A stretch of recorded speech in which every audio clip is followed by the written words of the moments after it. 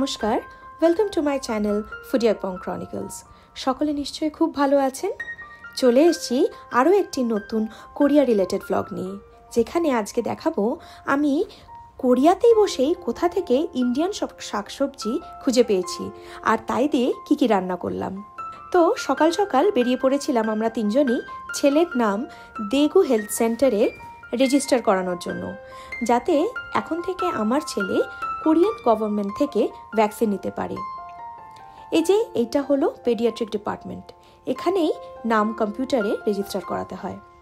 এই যে কোরিয়ান এই হেলথ সেন্টারগুলো প্রতিটা প্রভিন্সেই আছে, সেখান থেকে অনেক রকমের সুযোগ সুবিধা এখানকার লোকেরা পেতে পারে, ইনক্লুডিং বিদেশিরাও।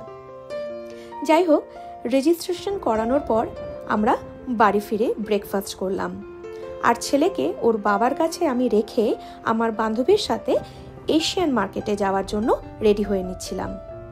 আমার বান্ধবী বলেছিল আমায় আমার বাড়ির নিচতলা থেকে পিক আপ করে নেবে। এই যেমন ধরুন, এটা হলো ফার্মার্স মার্কেট। এখানে ফার্মাররা ডাইরেক্ট তাদের ফসল আর কি, মানে ভেজিটেবলস বলুন, ফ্রুটস বলুন, নিজেদের ক্ষেত থেকে এনে ডাইরেক্ট বিক্রি করে, আর তাই বেশ রিজনেবল প্রাইসে এখানে পাওয়া যায়। একসাথে গল্প করতে করতে দেগু শহরটাও ওর কাছ থেকে অনেকটা চিনে নিচ্ছিলাম। আমার বান্ধবীর বাড়ি না আমাদের বাড়ি থেকে বেশি দূরে নয়। এটা বেশ ভালো হয়েছে একদিকে, যে মাঝে মাঝে এমনিভাবে হয়তো ওর সাথে শপিংয়ে বেরিয়ে যেতে পারবো আমরা দুজনে। যাই হোক, এই হলো এশিয়ান মার্কেটের জায়গাটা।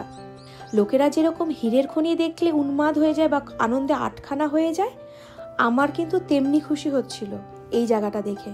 আপনাদের আগে বলতাম না যে কিছু সবজি পাওয়া যায় না এখানে, কি রাঁধবো কি খাবো, মানে আর কি পাগলা হয়ে গেছিলাম। কিন্তু এখন কিন্তু আর কথা আমি বলতে পারবো না। মানে এই ধরনের পুঁই শাকটা কি তরতাজা দেখুন, আর আখ রস করার মেশিনও দেখুন। ডাইরেক্ট এখান থেকে আপনারা আখের রসও খেতে পারবেন। এই যে দেখুন, এখানে জলপাইও পাওয়া যাচ্ছে, পেয়ারা পাওয়া যাচ্ছে। মানে এই দুটো ফল আমি 10 বছর জাপানে থেকেও পাইনি। এখানে যেটা পেয়ে গেলাম, কি বলবো, আমি তো আনন্দে পুরো আটখানা গদ একেবারে। সাথে সাথে নিয়ে নিলাম পেয়ারা 2 পিস। ইন্ডিয়ান 350 টাকা দুটো নিয়েছিলাম আর কি।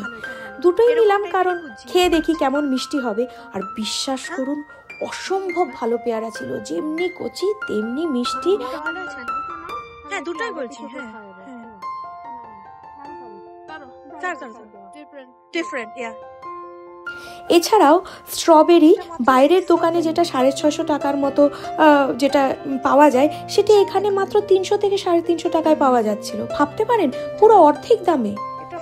আমি তো পুরো অবাক, আমি যাই দেখছিলাম অবাক। আর আমার বান্ধবী বলছে, তুমি ভেবে চিন্তে না, একসাথে এত কিছু নিলে একবারে তো আর খেতে পারবে না, তুমি মাঝে মাঝে এসো। ঠিকই, মাত্র তো 20 মিনিটের দূরত্ব।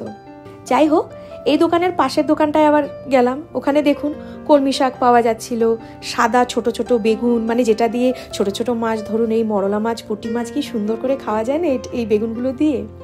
এছাড়াও ভালো মোচা, করলা, ছোট ছোট শসা ইত্যাদি। মানে আমি এখান থেকে মোচা নিয়েছিলাম, করলা নিয়েছিলাম।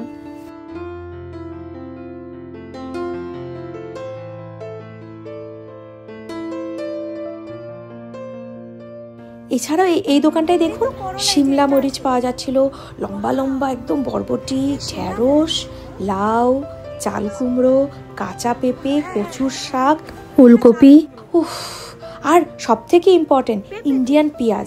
মানে কি পাইনি আমি না, ওই সাদা পেঁয়াজ দিয়ে ওই দিন না রান্না করতে ভালো লাগে না, জানেন। আমি কেন জানি পারি না, আমার ওই লাল পেঁয়াজ ছাড়া না মনে হয় কি ওই রান্নার ওই টেস্ট পাই না। আর লাল পেঁয়াজের মানে এই কোরিয়ান বা জাপানি লাল পেঁয়াজগুলো অনেক বড় বড় হয়, মানে একটা দিয়ে পুরো মাংস রান্না করা যায়, এত বড় বড় পেঁয়াজ।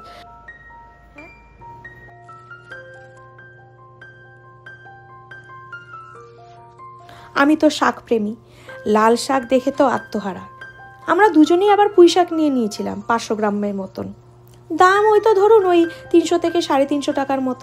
আমি তো এত কচি পুঁই শাক দেখে মাথায় ঠিকই করে ফেলেছি যে এই পুঁই শাক দিয়ে আমি বাড়িতে মাছের মাথা আছে আমি ছ্যাঁচড়া করব। আমার না যে কোনো তেতো খুব ভালো লাগে, যেমন ধরুন এই করলা, মানে আমার দারুণ লাগে খেতে।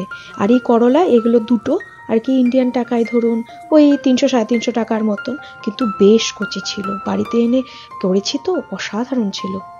এছাড়া আমি পেঁপেও নিয়েছি। অনেক দিন পেঁপে খাইনি, অনেক দিন আগে আমি পেঁপে ভালোবাসতাম না, কিন্তু বলে না অনেক দিন যখন কিছু না পায় সেটা খেতে ভালো লাগে, তাই পেঁপেও নিয়েছি। যাই হোক, এই দোকান থেকে এই বাজার করেছি।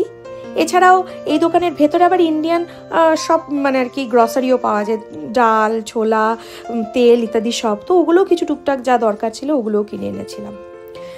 বাড়িতে ফিরে এসেছি যখন, মাটিতে সব সবজিগুলো যখন আর কি রাখছিলাম, আমার বড় তো দেখে অবাক, মানে বিশাল খুশি। এই দেখুন না, বিলেতি ধনেপাতাও পেয়েছিলাম কত বছর পর। আর লাউটা দেখুন, কি কচি লাউ, কি সুন্দর রংটা। ধুন্দুলো নিয়ে এসছিলাম, আমার ফেভারিট কিন্তু কুমড়ো শাকটা, দেখুন বেশ টাটকাই ছিল আর কি।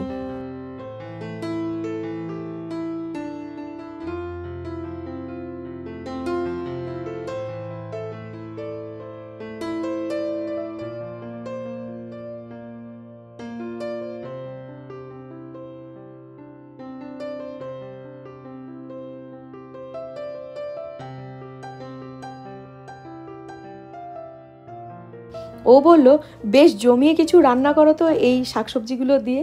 তাই আমি ভাবলাম কুমড়ো শাকের চচ্চড়ি করি। আলু, ধুন্দুল, কুমড়োগুলো লম্বা লম্বা করে কেটে নিয়েছিলাম, আর কুমড়ো শাকও, আর কিছুটা রেখে দিয়েছিলাম আমি কুমড়ো শাক দিয়ে ডাল করব বলে। কড়াই আগে সর্ষের তেলে কালো জিরে ফোড়ন দিয়ে সব সবজিগুলো একটু ভালো করে ভাজা ভাজা করে নিয়েছিলাম, নুন হলুদ দিয়ে। তারপর তার মধ্যে দিয়েছিলাম শাক দিয়ে আবার ঢেকে দিয়েছিলাম। বেশ সব সবজিগুলো যখন মজে এসছে, তারপরে ওটার মধ্যে একটু সর্ষে পোস্ত বাটা দিয়ে দিয়েছিলাম, নুন মিষ্টি ওই আন্দাজ মতো দিয়ে, আর জল দিয়ে ফুটতে রেখে দিয়েছিলাম।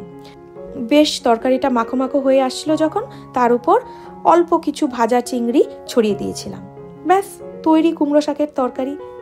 এছাড়াও করেছিলাম আমার ফেভারিট পাতা বাটা। আমার মায়ের হাতের পাতা বাটা বা ভর্তার স্বাদই আলাদা, মানে তাই ভাবলাম ধনে পাতা আছে, কুমড়ো শাক আছে, পাতা বাটা করেই ফেলি মায়ের মতো করে। পাতা বাটা দিয়ে না আমি পুরো এক থালা ভাত খেয়ে নিতে পারি, মানে আমার এত পছন্দের। কাঁচা লঙ্কা আর রসুন সহ পাতাগুলো হামানদিস্তায় আমি বেটে নিয়েছি। আপনারা কিন্তু অবশ্যই শিল নোড়ায় বাটবেন। আমাকে একটু বেশি জল দিতে হয়েছে যেহেতু আমি হামানদিস্তায় করেছি, আপনারা এর থেকে একটু কম দেবেন। তারপর ওই একই সর্ষের তেলে কালো জিরে আর শুকনো লঙ্কা ফোড়ন দিয়ে এই বাটাটা দিয়ে দেবেন, আর বেশ করে কষাবেন। বেশ জলটা যখন শুকিয়ে আসবে, তার মধ্যে একটু আন্দাজ মতো নুন মিষ্টি দিয়ে বেশ মাখো মাখো হলে নামিয়ে নেবেন।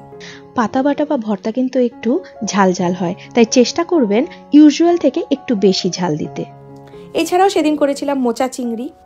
আমার মায়ের হাতের মোচা চিংড়ি খেলে হাত চাটতাম, এত দারুণ। এই রেসিপিও যদি আপনাদের লাগে আমাকে অবশ্যই কমেন্ট করে বলবেন, নিশ্চয়ই আপনাদের সাথে শেয়ার করব। ব্যাস এই ছিল আমাদের সেদিনের খাবার দাবার।